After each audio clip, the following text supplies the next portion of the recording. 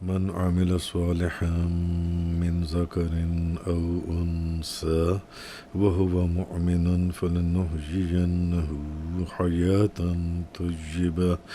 ولنجزينهم أجرهم بأحسن ما كانوا يعملون۔ آج سورۃ النحل کی آیت نمبر 97 سے بیان ہے، جس نے نیک کام کیے خواہ وہ مرد ہو یا عورت، بشرطے کہ وہ مومن ہو، تو ہم اس کو پاکیزہ زندگی کے ساتھ ضرور زندہ رکھیں گے اور ہم ان کو ان کے نیک کاموں کی ضرور جزا دیں گے۔ اب اس آیت کے اندر یہ جو فرمایا گیا ہے کہ جس نے نیک کام کیے خواہ وہ مرد ہو یا عورت، بشرطے کہ وہ مومن ہو، تو ہم اس کو پاکیزہ زندگی کے ساتھ ضرور زندہ رکھیں گے اور ہم ان کو ان کے نیک کاموں کی ضرور جزا دیں گے۔ اچھا، اب اس میں مفسرین کے 3 قول ہیں، یعنی اللہ نے یہ جو فرمایا ہے کہ ہم اس کو پاکیزہ زندگی کے ساتھ رکھیں گے، کہ اب ایک قول تو یہ ہے کہ یہ پاکیزہ زندگی دنیا میں میسر ہوگی، دنیا میں، یعنی کہ اختلاف اس بات میں کہ وہ پاکیزہ زندگی کہاں میسر ہوگی۔ تو ایک قول تو یہ ہے کہ یہ پاکیزہ زندگی دنیا میں میسر ہوگی، اور جیسے کہ حضرت علی کرم اللہ وجہ الکریم اور ایک روایت کے مطابق حضرت ابن عباس رضی اللہ تعالیٰ عنہما فرماتے ہیں کہ اس کا یعنی اس کے معنی یہ ہیں کہ قناعت کہ حضرت عبداللہ بن عمر بن عاص رضی اللہ تعالیٰ عنہما بیان کرتے ہیں کہ نبی پاک صلی اللہ علیہ وسلم نے فرمایا، وہ شخص کامیاب ہو گیا جو اسلام لایا اور اس کو بقدر کفایت رزق دیا گیا، اور اللہ نے اس کو جو کچھ دیا تھا اس میں اس کو قناعت کرنے والا بنا دیا۔ اب قناعت کا مطلب ہے کہ جو مل جائے اس پر راضی رہنا، تھوڑی چیز پر بھی خوش رہنا، اللہ نے جو عطا فرمایا اسی کے پر خوش ہو جانا، اسی کے اوپر راضی ہو جانا، یہ قناعت ہے۔ تو نبی پاک صلی اللہ علیہ وسلم نے فرمایا کہ جو شخص کامیاب، وہ شخص کامیاب ہو گیا جو اسلام لایا اور اس کو بقدر کفایت رزق دیا گیا، اور اللہ نے اس کو جو کچھ دیا تھا اس میں اس کو قناعت کرنے والا بنا دیا، یعنی جتنا اس کو جو بھی ملا وہ تھوڑی چیز پر بھی، اگر تھوڑی چیز بھی ملی تو وہ اس پر خوش ہے، اور جو بھی اس کو مل گیا وہ اس کے اوپر راضی ہے۔ اور ایک روایت کے اندر ہے المستدرک کی کہ حضرت ابن عباس رضی اللہ تعالی عنہما اس آیت کی تفسیر میں فرماتی ہیں کہ انہوں نے بھی فرمایا کہ جیسے کہ میں نے پہلے فرمایا اس سے مراد قناعت ہے، لیکن انہوں نے بیان کیا کہ نبی پاک صلی اللہ علیہ وسلم دعا میں فرمایا کرتے تھے کہ اے اللہ،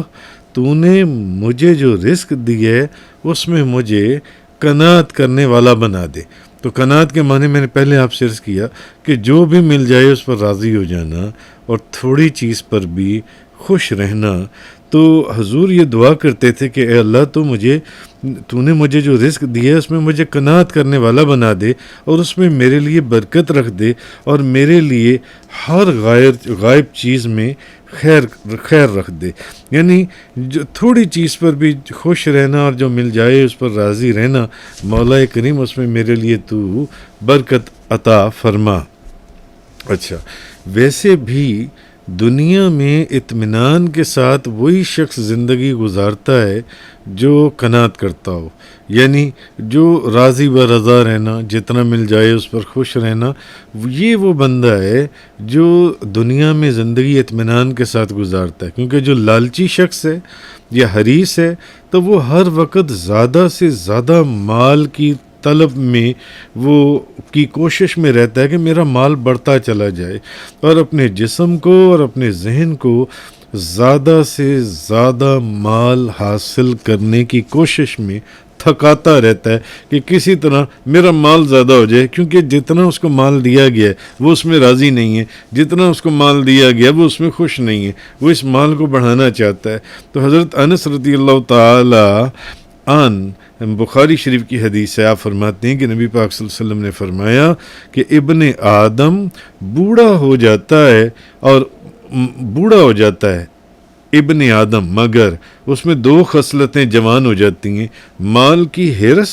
یعنی وہ مال کو چاہتا ہے مال میرا زیادہ ہو جائے، اور عمر کی حرص، یعنی وہ چاہتا ہے کہ میری عمر بھی لمبی ہو جائے، میری عمر بھی بڑھا دی جائے جون سی ہے۔ بہرحال ایک قول تو یہ ہے کہ یہ جو پاکیزہ زندگی ہے، جس پاکیزہ زندگی کا اس آیت کے اندر ذکر کیا گیا ہے، تو اس سے تو مراد جون سے وہ قناعت ہے۔ ایک قول یہ ہے کہ اس سے مراد جون سے رزق حلال ہے، اس سے مراد حلال کا رزق ہے، تو کہ وہ حلال کھاتا ہو اور حلال پہنتا ہو، جیسے کہ حضرت ابو ہریرہ رضی اللہ تعالیٰ عنہ فرماتی ہیں کہ نبی پاک صلی اللہ علیہ وسلم نے فرمایا، اے لوگو، اللہ تعالیٰ طیب ہے اور وہ صرف طیب چیز کو قبول کرتا ہے، اور اللہ تعالیٰ نے مومنوں کو وہی حکم دیا ہے جو اس نے رسولوں کو حکم دیا تھا، یا ایھا الرسول کلوا من الطیبات واعملوا صالحا، اے رسولو پاک چیزوں سے کھاؤ اور نیک عمل کرو۔ تو اللہ تعالیٰ نے مومنین کو وہی حکم دیا ہے، مومنوں کو، جو رسولوں کو حکم دیا تھا۔ حضرت ابو ہریرہ فرماتے ہیں نبی پاک صلی اللہ علیہ وسلم نے فرمایا، اور ایک اور آیت میں ہے، یا ایھا الذین آمنوا کلوا من طیبات ما رزقناکم، اے ایمان والو ان پاک چیزوں سے کھاؤ جو ہم نے تم کو دی ہیں۔ تو پھر آپ نے فرمایا، یہ مسلم شریف کی حدیث ہے کہ ایک آدمی لمبا سفر کرتا ہے اور اس کے بال غبار آلود ہو جاتے ہیں، پھر وہ ہاتھ اٹھا کر دعا کرتا ہے، حالانکہ جیسے کہ ایک حدیث میں مسافر کی دعا قبول ہوتی ہے۔ اچھا، اب اس حدیث میں یہ کہ پھر وہ آدمی جون سے ہے، وہ ایک آدمی لمبا سفر کرتا ہے، اس کے بال غبار آلود ہو جاتے ہیں، پھر وہ ہاتھ اٹھا کر دعا کرتا ہے، اے میرے رب، اے میرے رب۔ وہ دعا کر رہے ہیں مگر اس کا کھانا بھی حرام ہے، اس کا پینا بھی حرام ہے، اس کا لباس بھی حرام ہے، اس کو حرام غذا دی گئی ہے، تو اس کی دعا کیسے قبول ہوگی؟ جس کا پینا بھی حرام، جس کا کھانا بھی حرام، جس کا لباس بھی حرام، جس کی غذا حرام، نبی پاک صلی اللہ علیہ وسلم فرماتے ہیں اس کی کیا دعا قبول ہوگی؟ تو ایک قول تو یہ ہے کہ جس پاکیزہ زندگی کا ذکر اس آیت میں کیا گیا ہے اس کا مطلب قناعت ہے، اور دوسرا قول یہ ہے کہ جس پاکیزہ زندگی کا اس آیت میں ذکر کیا گیا ہے اس کا مطلب رزق حلال ہے، اور تیسرا قول یہ ہے کہ اس سے مراد اللہ کی تقدیر پر راضی ہو جانا ہے، راضی رہنا ہے، اور بلائیں نازل ہوں یا مصیبتیں آئیں کسی قسم کی شکایت جون سی ہے وہ نہیں کرنی چاہیے۔ بہرحال مومن اور کافر کی زندگی میں زمین آسمان کا فرق ہے۔ کافر پوری زندگی نجس اور ناپاک رہتا ہے، جیسے کہ مفسرین نے فرمایا ہے۔ اچھا، نہ وہ ختنہ کرتا ہے، نہ وہ غیر ضروری بال صاف کرتا ہے۔ آپ غور کریں، آپ یورپ امریکہ وغیرہ میں جا کر دیکھیں، کافر ہندوؤں میں دیکھ لیں اور کافر پوری زندگی نجس اور ناپاک رہتا ہے، نہ وہ ختنہ کرتا ہے، نہ وہ غیر ضروری بال صاف کرتا ہے، نہ وہ غسل جنابت کرتا ہے، نہ قضائے حاجت کے بعد اپنے اعضاء کو دھو کر پاک اور صاف کرتا ہے۔ اس کی پوری زندگی نجاست اور ناپاکی میں گزرتی ہے، جبکہ مومن جو ہے وہ ختنہ بھی کرتا ہے، سرکمسائز، غیر ضروری بال صاف بھی کرتا ہے، پھر ناخنوں کو بھی تراشتا ہے، غسل جنابت بھی کرتا ہے، اور قضائے حاجت کے بعد اپنے اعضاء کو دھو کر پاک کرتا ہے، پھر دن میں 5 مرتبہ وضو کرتا ہے، کیونکہ اس کا یہ ایمان ہے مومن کا کہ طہارت جو ہے وہ نصف ایمان ہے۔ لہٰذا مومن دنیا میں جو زندگی گزارتا ہے وہ پاکیزہ زندگی ہوتی ہے، اور کافر دنیا میں جو زندگی گزارتا ہے وہ نجس اور ناپاک زندگی ہوتی ہے۔ جیسے کہ میں نے آپ کو بتایا کہ وہ نہ ختنہ کرتا ہے، نہ غیر ضروری بال صاف کرتا ہے، نہ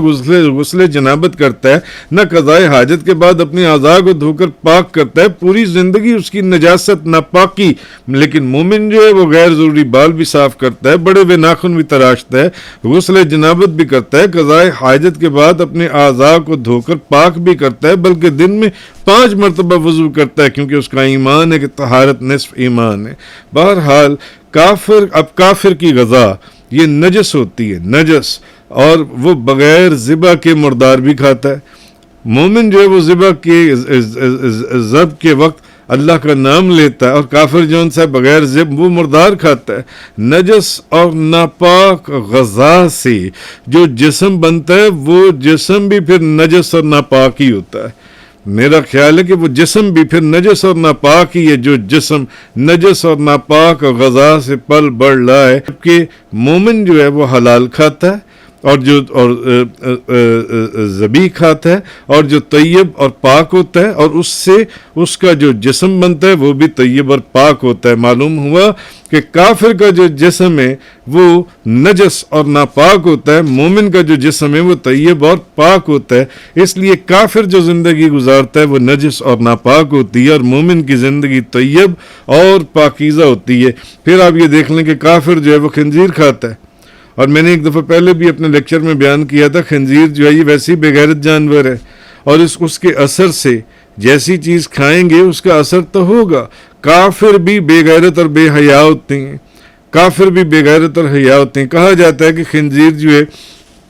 یہ جب اپنی مادہ کے پاس جاتا ہے تو اپنے ساتھ جتنے خنزیر ہوتے ہیں پہلے ان کو مادہ کے پاس بھیجتا ہے, جب وہ اس سے فارغ ہو جاتے ہیں تو پھر یہ مادہ کے پاس جاتا ہے, اپنی مادہ کے پاس. حالانکہ جانوروں کے اندر بھی اگر آپ دیکھیں تو اتنی حیا ہوتی ہے کہ وہ اپنی مادہ کے پاس کسی دوسرے جانور کو نہیں آنے دیتے, وہ لڑ مر کر آپس میں ایک دوسرے کو ختم کر دیتے ہیں. مگر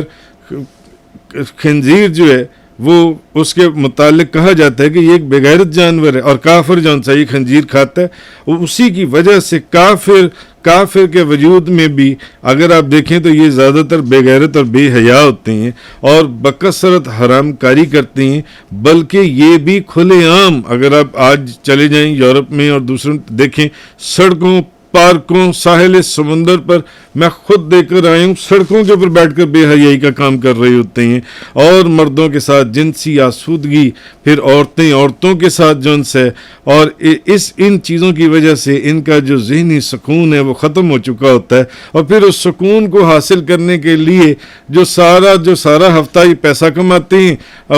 ویکنڈ میں جا کر پابس کے اندر اور شراب خانوں کے اندر ناشتے ہیں ساری رات, اور وہ شراب کے نشے میں دھوتے رہتے ہیں تاکہ وہ جون سی ذہن کو سکون حاصل کرنے کے لیے وہ سارا کچھ کمایا ہوا اور اپنے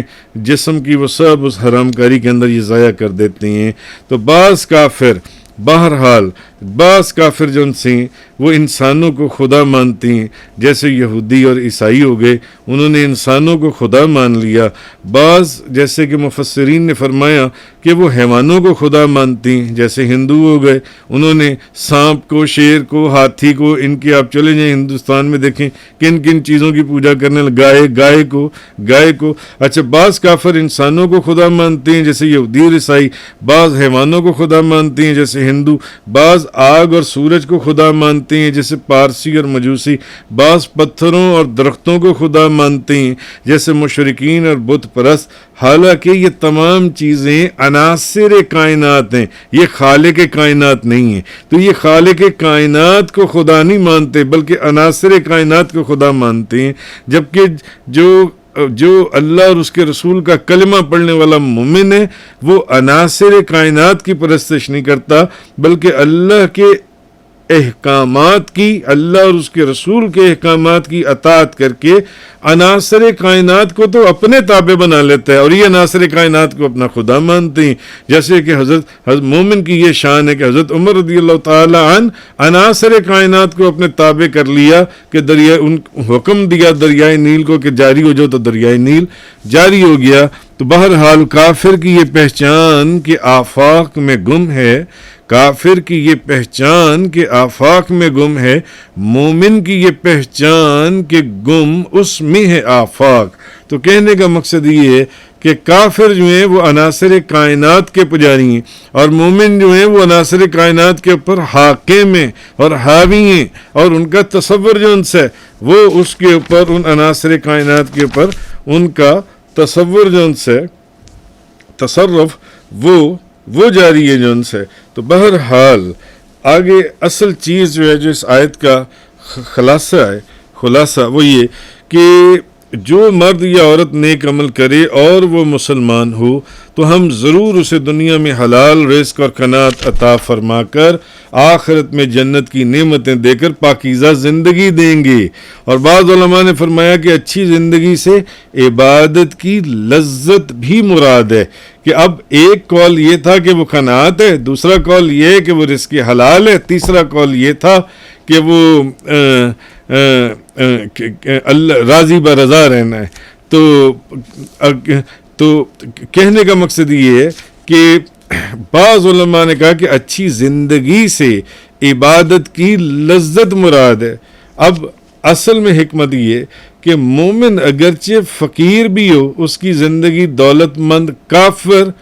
کہ عیش سے بھی بہتر اور پاکیزہ ہے، جس کی میں نے پیچھے ایک دو مثالیں دیں. کیونکہ مومن جانتا ہے کہ اس کی روزی اللہ کی طرف سے ہے اور جو اس نے مقدر کر دی ہے وہ اس کے اوپر راضی ہے، اور مومن کا دل حرص اور لالچ کی پریشانیوں سے محفوظ اور آرام میں رہتا ہے. اور کافر جو اللہ کی طرف توجہ ہی نہیں رکھتا، اللہ پر ایمان ہی نہیں رکھتا، وہ لالچ کی وجہ سے ہمیشہ رنج، مشقت، پریشانی اور غم میں مبتلا رہتا ہے کہ کسی طرح میرا مال اور بڑھ جائے اور مجھے تھوڑی سی زندگی اور مل جائے، کہیں میں مر نہ جاؤں، میرا مال ہی نہ ختم ہو جائے جو ان سے. تو معلوم ہوا کہ نیک اعمال پر ثواب ملنے کے لیے اس آیت سے ایک بات ہمیں یہ بھی سمجھ میں آتی ہے کہ نیک اعمال پر ثواب ملنے کے لیے مسلمان ہونا شرط ہے. نیک اعمال کے اوپر ثواب ملنے کے لیے مسلمان ہونا شرط ہے. کافر کے تمام نیک اعمال جو ان سے ہیں وہ